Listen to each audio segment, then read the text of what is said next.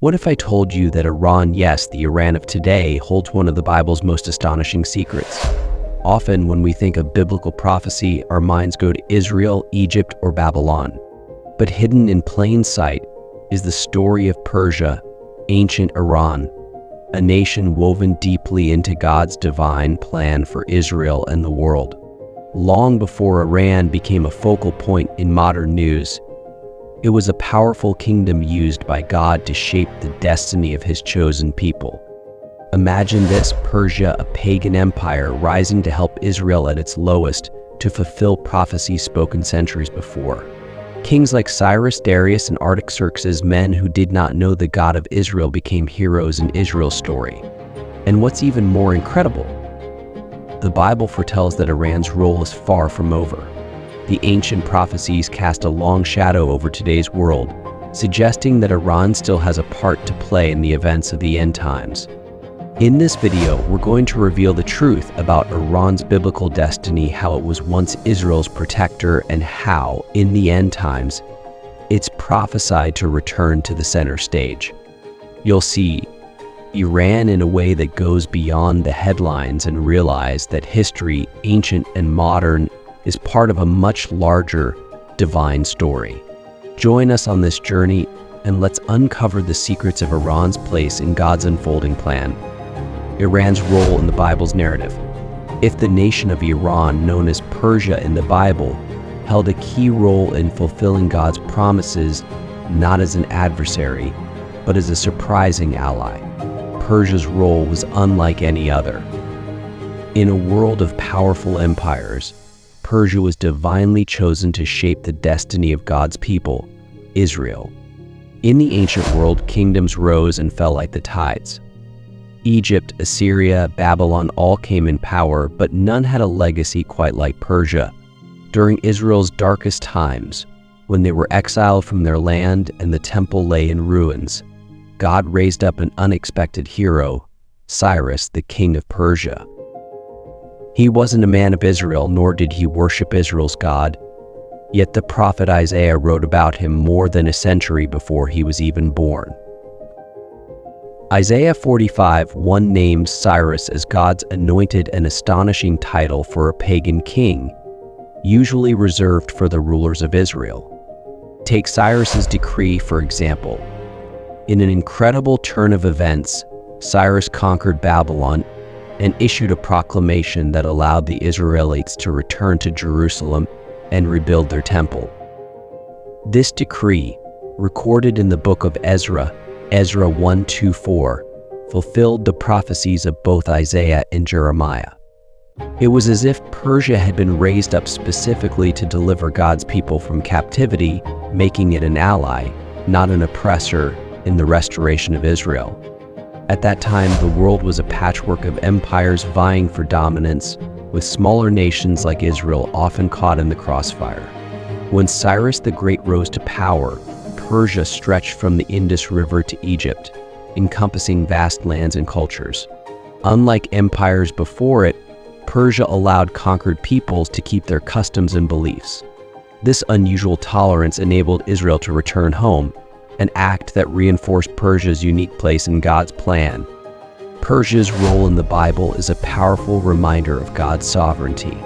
Even in a world dominated by pagan kings and foreign gods, the God of Israel was orchestrating events to fulfill His promises. Persia's cooperation in Israel's restoration was no accident. It was a testament to the idea that God could use anyone regardless of their background or beliefs to carry out His divine purposes. When the Bible was written, empires like Persia represented both fear and hope. To the Israelites, powerful kingdoms often meant exile, oppression, and suffering. But Persia, under rulers like Cyrus, stood out for its policies of tolerance, allowing exiled peoples to return to their lands and rebuild. For Israel, this policy was transformative. They returned not only to their homeland but to their faith and identity. This was a culture where the gods of a nation were seen as supreme. Yet here was Israel's God directing even the mightiest of pagan kings to fulfill His plans. Persia's role in the Bible would forever stand as a symbol of God's power over nations and his unwavering commitment to his promises. Persia's story reminds us that no empire is too great or ruler too distant to be used by God in his redemptive plan for the world. This narrative reveals God's control over history and reinforces the lesson that even unlikely allies can serve a divine purpose. Iran's biblical ancestry. What if I told you that the roots of one of the most powerful empires in the Bible began with a family struggling to rebuild humanity after a global catastrophe? The story of Iran's ancestors, stretching back to Noah and his sons, is one of destiny and divine orchestration, connecting a small group of survivors to the vast empire of Persia that would later fulfill God's plan for his people. Our story begins in the wake of the Great Flood, when Noah and his family step out of the ark to a world washed clean but empty. With only 3 sons, Shem, Ham, and Japheth, Noah becomes the forefather of all nations. God promises to bless their descendants, yet each son would father a unique lineage. Japheth, Noah's oldest, carried a distinct legacy. In Genesis 10, we read that among Japheth's descendants was a man named Madai. Madai's descendants, known as the Medes, would eventually settle in a distant land what we now know as modern Iran. In the ancient world, family lines and tribal identities shaped every aspect of life. The Medes and their neighbors, the Persians, descended from Madai's line and shared a bond that went beyond geography. Though initially distinct tribes, they later united to form a single, formidable empire, the Persian Empire. This Medo-Persian alliance grew to dominate much of the known world, including Babylon, Egypt, and Israel, and the influence of this empire touched every corner of the biblical narrative. By the time of Cyrus the Great, Persia had established itself as a central power that would profoundly affect Israel's history. This connection to Noah's family shows that Iran's role in the Bible was not incidental. It was part of God's unfolding story from the very beginning. God's use of Madai's descendants foreshadowed Persia's influence in later generations, especially as a nation chosen to protect and restore Israel. Through Iran's biblical ancestry, we see a testament to God's sovereignty over nations, using even the family lines of Japheth to shape the course of his people's story. In the era when these genealogies were recorded, the world was organized around clans and tribes. Family lineage was essential not only for identity but for establishing social roles and inheritance rights.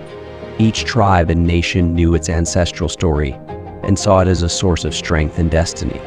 For the people of Israel, tracing Persia back to Japheth would have carried a sense of familiarity and shared origins, even amid cultural differences.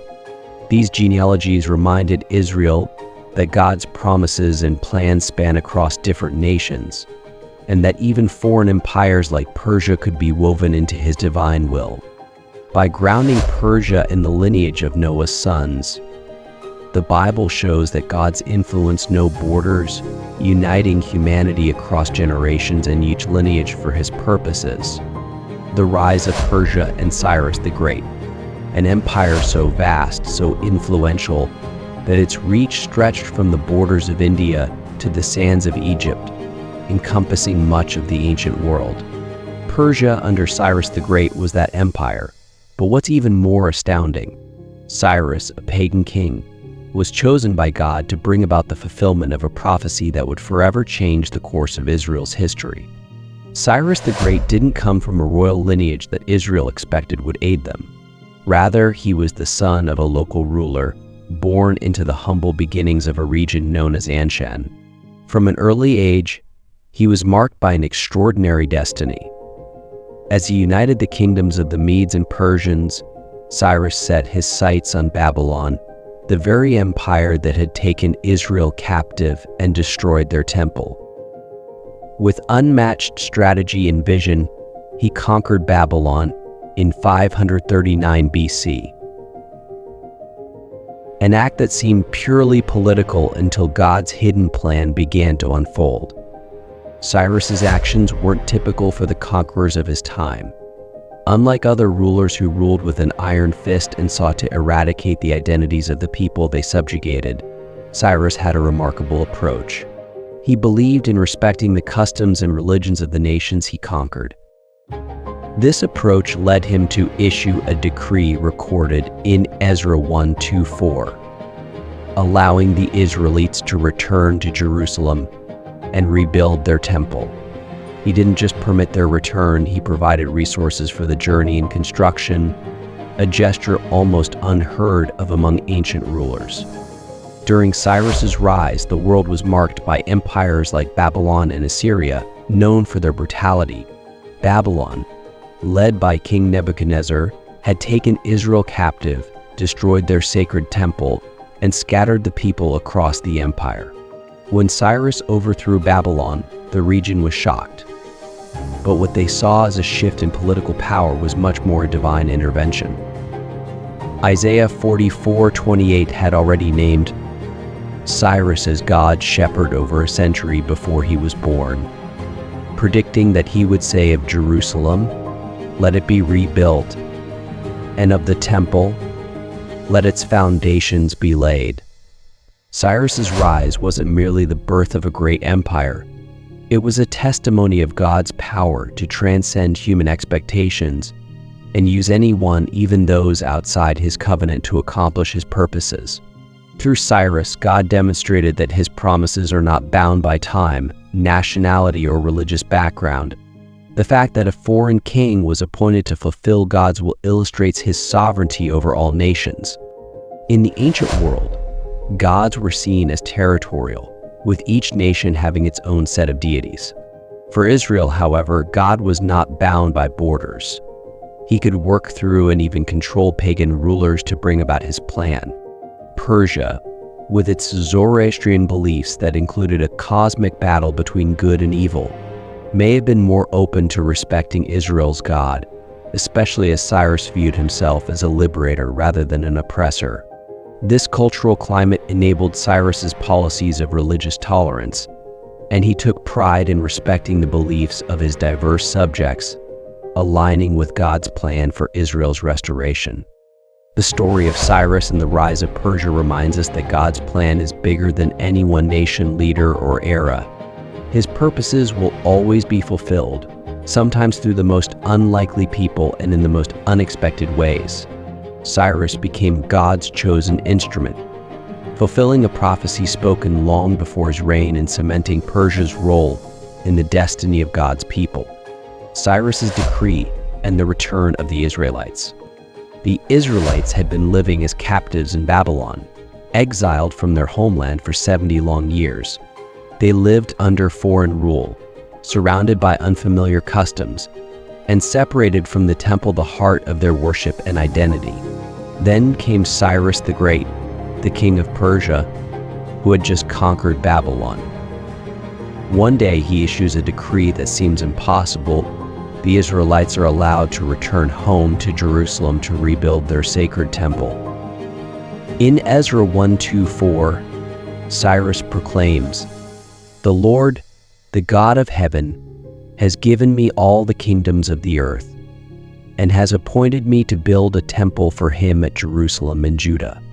This proclamation sparked a movement as thousands of exiled Israelites prepared to return with the hope of restoring what was lost. Cyrus's decree in 539 BC came at a time when empires often suppressed and displaced conquered peoples, rarely permitting them to reclaim their lands or rebuild religious sites. Unlike previous empires, Persia under Cyrus valued cultural and religious diversity. Historians note that the Achaemenid Empire allowed its subjects relative freedom in worship, a stark contrast to the Assyrian and Babylonian policies that sought to assimilate or erase cultures they ruled over. Cyrus's approach was revolutionary. He didn't just allow the Israelites to return, he provided financial and material support, offering resources to restore the temple. Ezra records that the returning Israelites were given gold, silver, livestock, and valuable offerings to take back to Jerusalem, Ezra 1:6-11. This level of generosity was rare, especially from a king with no personal stake in Israel's God. Cyrus's decree wasn't merely a kind gesture, it was the fulfillment of a divine promise. Over 100 years before Cyrus's birth, the prophet Isaiah foretold that God would raise up a shepherd named Cyrus to restore Israel. Isaiah 44:28.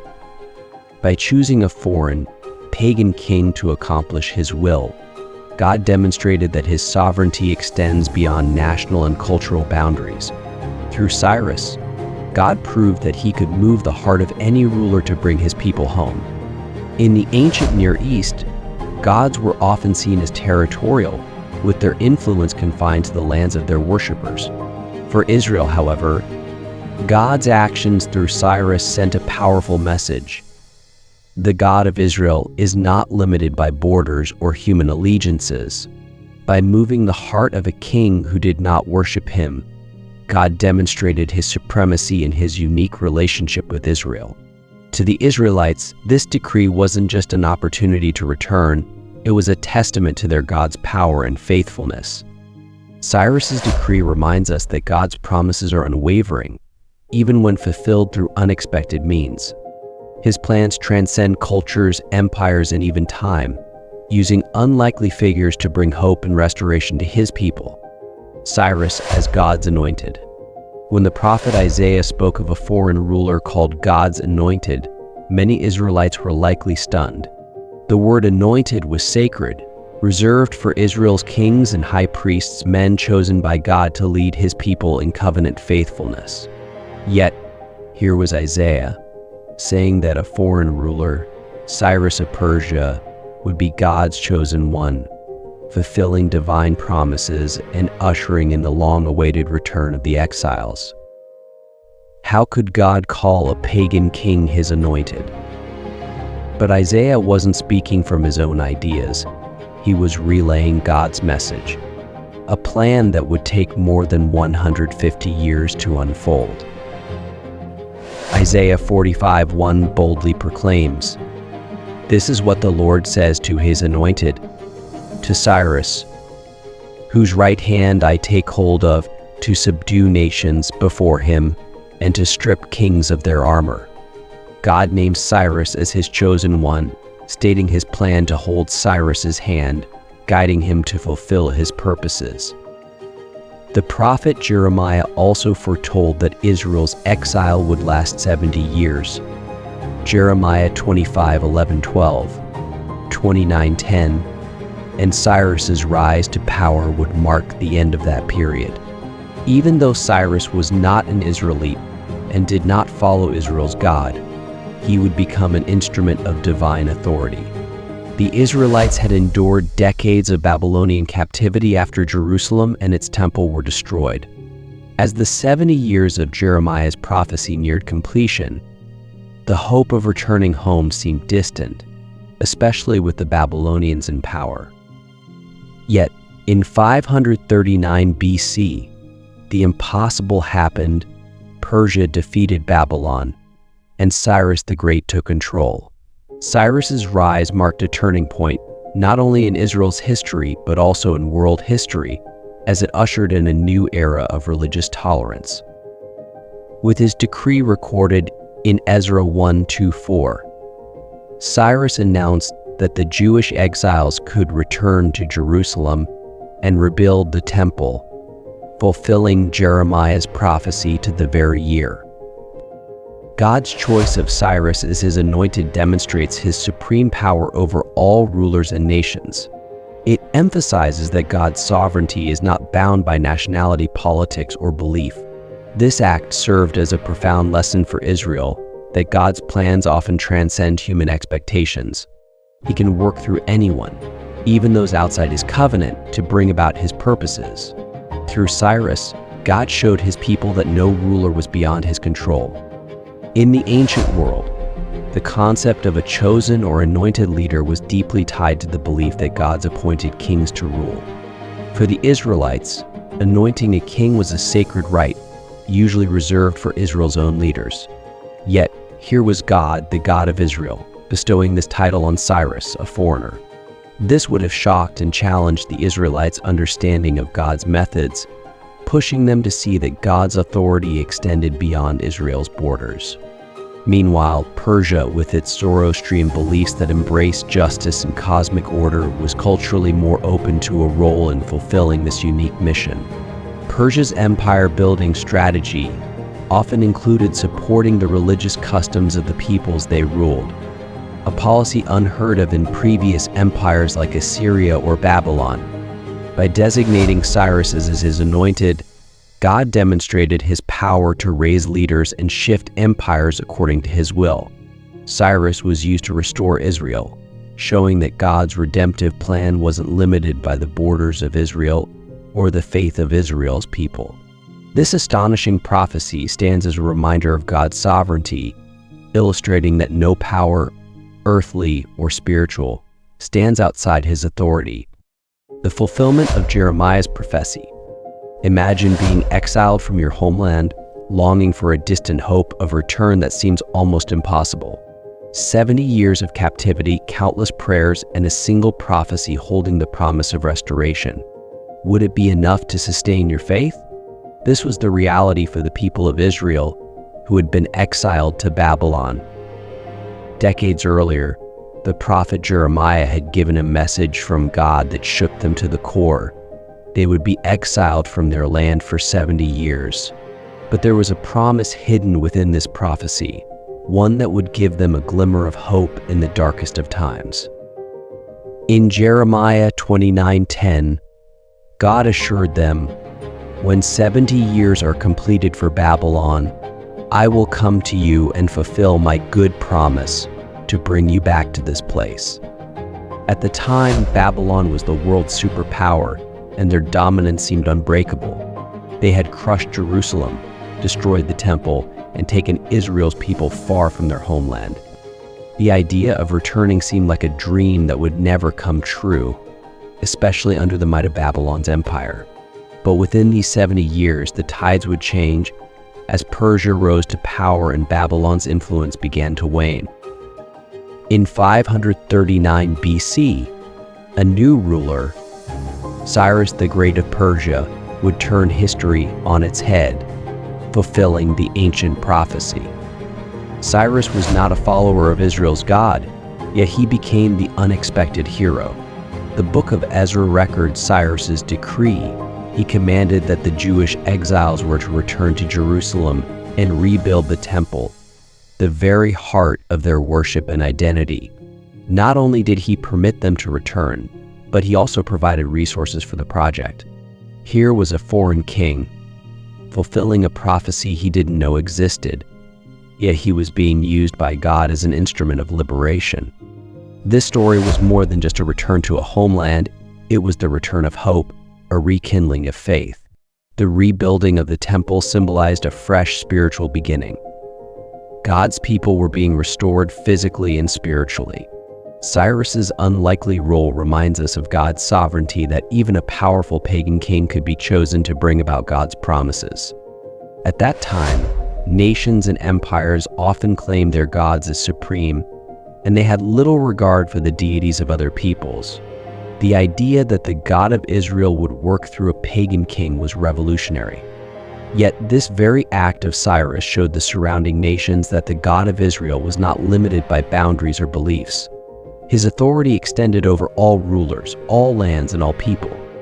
Through this profound moment, Israel's return to Jerusalem became more than a historical event.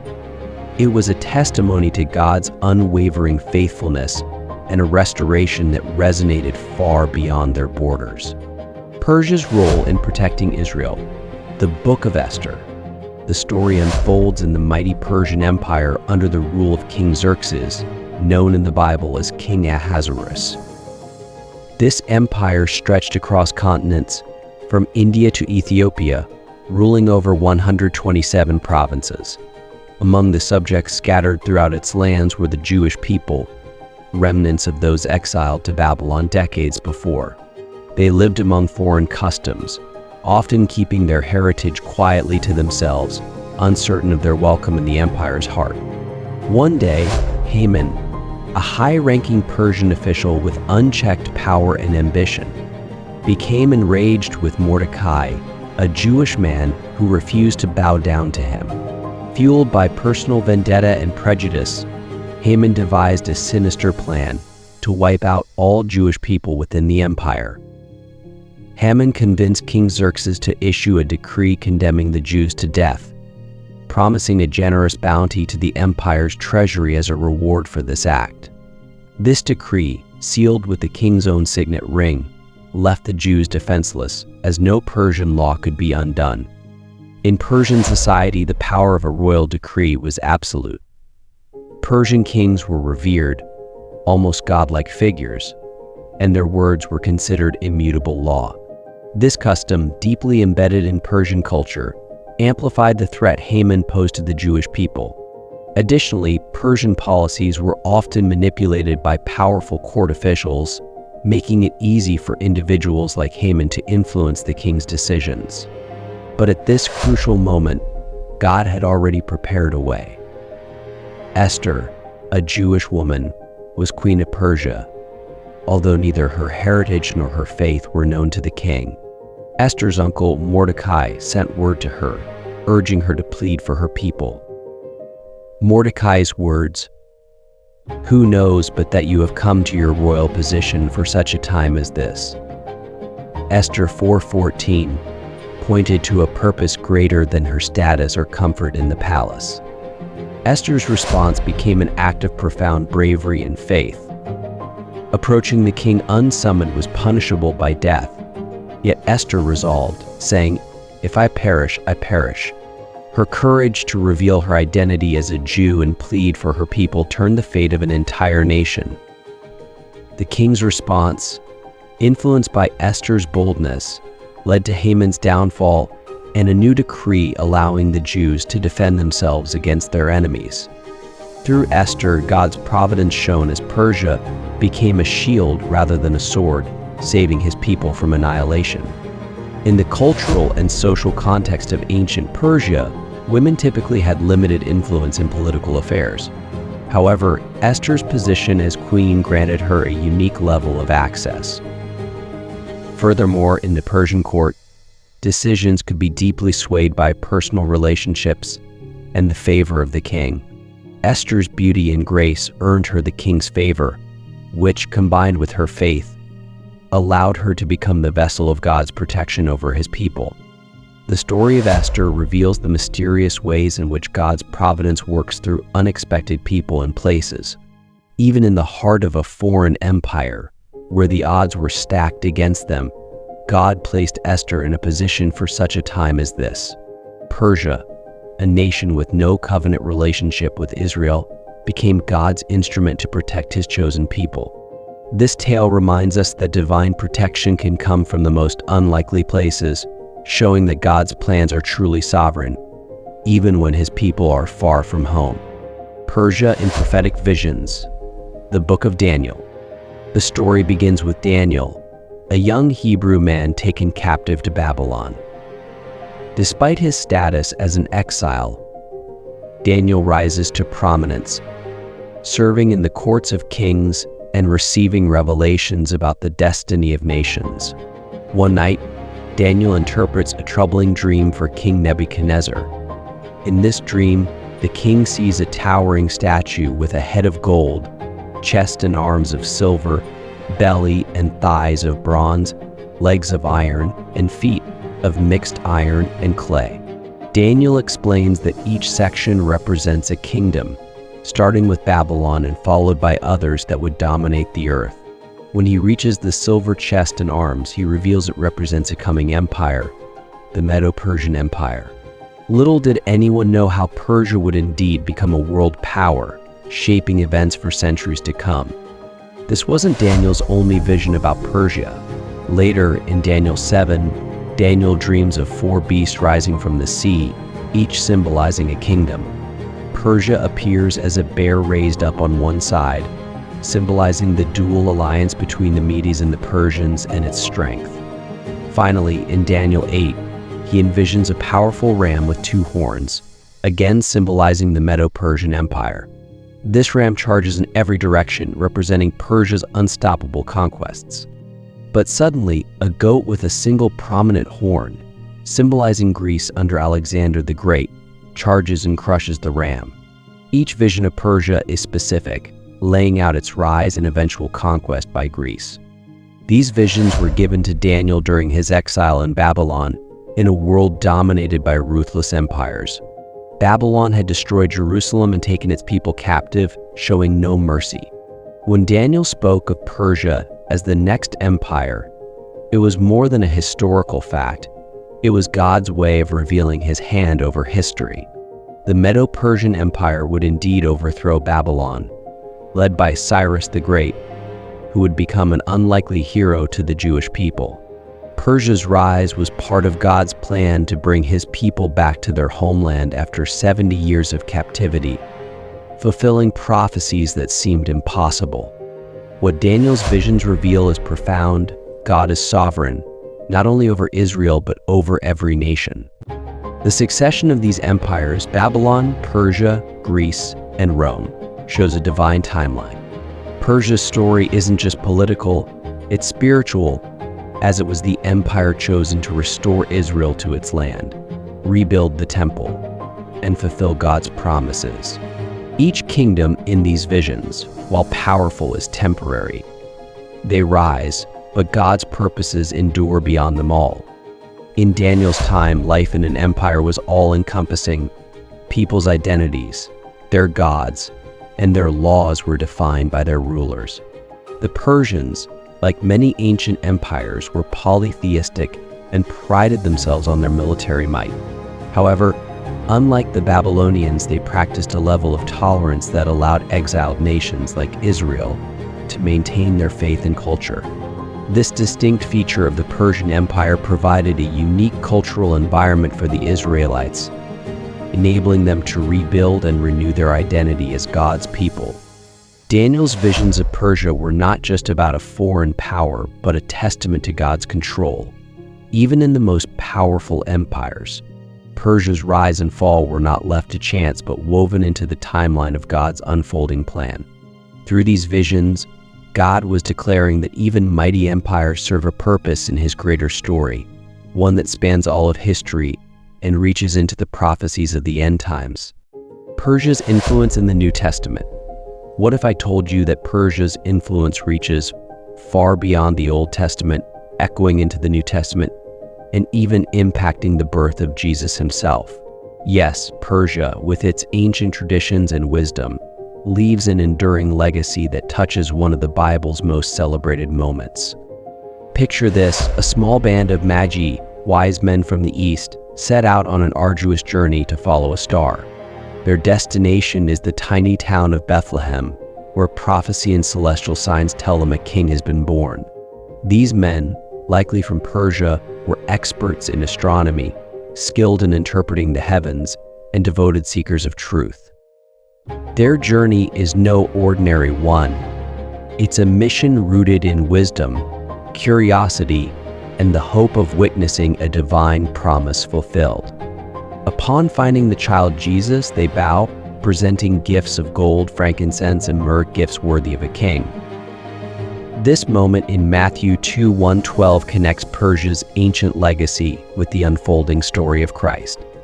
The Magi, possibly Zoroastrian priests from Persia, were renowned for their understanding of the stars and ancient prophecies. Their knowledge of astronomy and their cultural reverence for signs in the heavens allowed them to recognize the significance of the Bethlehem star. While the Magi are most famous for their journey to honor Jesus, their example reflects the deep-rooted Persian respect for wisdom, exploration, and reverence for the divine. Persia's wisdom traditions, known for their embrace of astrology, spiritual insight, and devotion, may have contributed to their recognition of the star that guided them to the newborn Messiah. In ancient Persia, Zoroastrianism, a religion with a deep emphasis on the cosmic struggle between good and evil, played a significant role. Zoroastrian priests, known as magi, were considered keepers of wisdom, skilled in various forms of divination, and well-versed in the heavens. This spiritual and scientific insight placed them in unique positions within their society, respected as wise men who could interpret omens and signs. By the time of the New Testament, the Persian Empire had fallen, yet its influence endured, particularly in regions where Persian traditions in philosophy, governance, and religion left a lasting mark on society. The story of the Magi reveals God's inclusivity and sovereignty. Persia's legacy wasn't confined to a single era or kingdom. It reached into the heart of the New Testament, demonstrating how God's story is open to those beyond Israel's borders. This moment also shows how God can use wisdom traditions from different cultures to draw people toward Him. Through the Magi, we see a powerful message of God's desire to bring all nations to Himself, underscoring the universal significance of Jesus' birth. At the time of Jesus' birth, Rome dominated much of the known world, including the Jewish homeland. Yet, Persian influence persisted, especially in the eastern regions. Persian scholars and merchants often interacted with other cultures, and their respect for knowledge, prophecy, and cosmic order influenced those they encountered. In this context, the arrival of the Magi would have stood out as a testament to Persia's spiritual reach. Their journey and homage to Jesus symbolize not only Persia's wisdom tradition, but also a cultural openness to the divine across borders, a legacy that bridged the Old and New Testaments. In essence, Persia's story doesn't end with its empires or its kings. It continues into the New Testament, where the Magi's journey reminds us that wisdom, wherever it comes from, can lead us to the truth. Persia's influence helped set the stage for a new era of faith, one that would spread across the world through the very people and traditions it touched. Iran's future role in biblical prophecy. What if I told you that the Bible holds a prophecy where Iran, known as Persia in ancient times, will one day play a significant role in an epic battle foretold to shape the future of the world? In Ezekiel's vision, this ancient nation rises once again, not in the past but in the last days, joining a coalition of powers in a climactic struggle against Israel. Imagine yourself transported back to ancient Israel, as the prophet Ezekiel describes a battle yet to come, unlike any the world has seen. People are gathered around, hanging on his every word, hearing of Gog of Magog, a leader from the distant north leading a vast alliance of nations, including Persia, against Israel. Ezekiel speaks of warriors assembling, their shields and swords glinting under the sun as they march against God's people. It's a scene both frightening and astonishing, a vision of kingdoms rising together in a final attempt to seize control. Yet, Ezekiel doesn't leave his listeners in despair.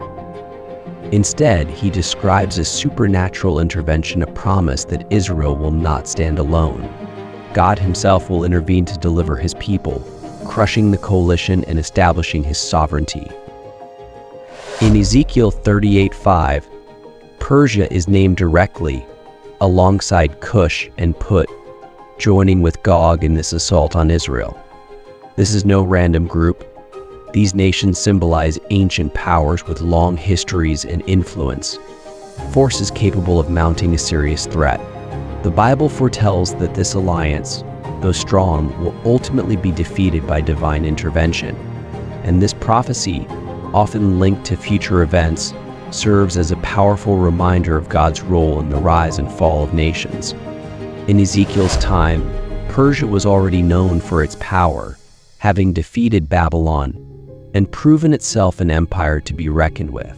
Yet, as mighty as Persia was, Ezekiel's prophecy envisions a day when even greater coalitions, Persia included, would align themselves against Israel.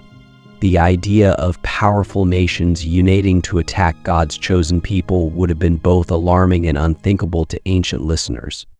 Persia's reputation, coupled with its alliance with other formidable nations, foreshadows a conflict of unprecedented scale. Through this prophecy, God is making a bold statement: no matter how powerful the opposition, he alone holds ultimate authority over nations. Persia's inclusion in this end-time battle symbolizes more than just a nation's power. It represents the culmination of human defiance against God's plan, only to be met by God's unstoppable sovereignty. This passage serves as a reminder that earthly alliances cannot disrupt God's covenant with Israel, and his promises remain steadfast. When Ezekiel penned this vision, Persia was both respected and feared as a formidable empire. To the people of Israel, Persia represented both a foreign culture and an ancient power that, while sometimes benevolent, often acted independently of Israel's God. Persia's leaders followed their own gods, believed in divine kingship, and expanded their territory ruthlessly. Ezekiel's vision of Persia aligning with other powers against Israel would have struck a cultural nerve, reminding Israel of its vulnerability while also providing assurance that God's protection would prevail, regardless of who opposed them. In the end, Persia's role in this prophecy underscores the spiritual reality of God's control over history, a message that transcends time.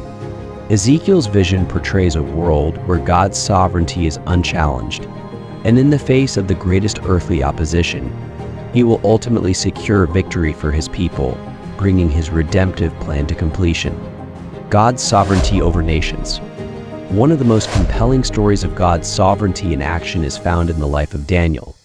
Exiled from his homeland of Israel and living under Babylonian rule, Daniel served in the courts of some of the most powerful kings in history, first under Nebuchadnezzar of Babylon, and later under the Medo-Persian rulers Darius and Cyrus.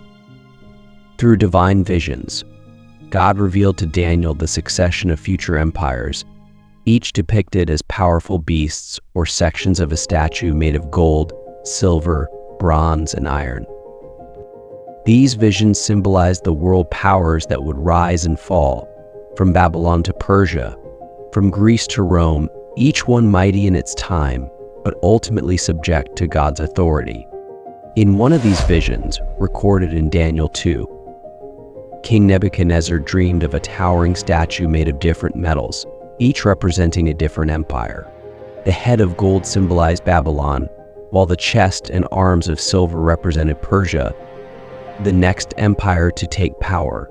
Daniel explained that each of these kingdoms would succeed the other, but a stone cut without hands would eventually shatter the statue, symbolizing God's eternal kingdom that would replace all earthly powers. Similarly, in Daniel 7, the empires are represented by fierce beasts, each portraying a unique power and influence yet ultimately overcome by God's rule. During Daniel's time, empires like Babylon and Persia dominated vast territories, wielding influence over countless nations.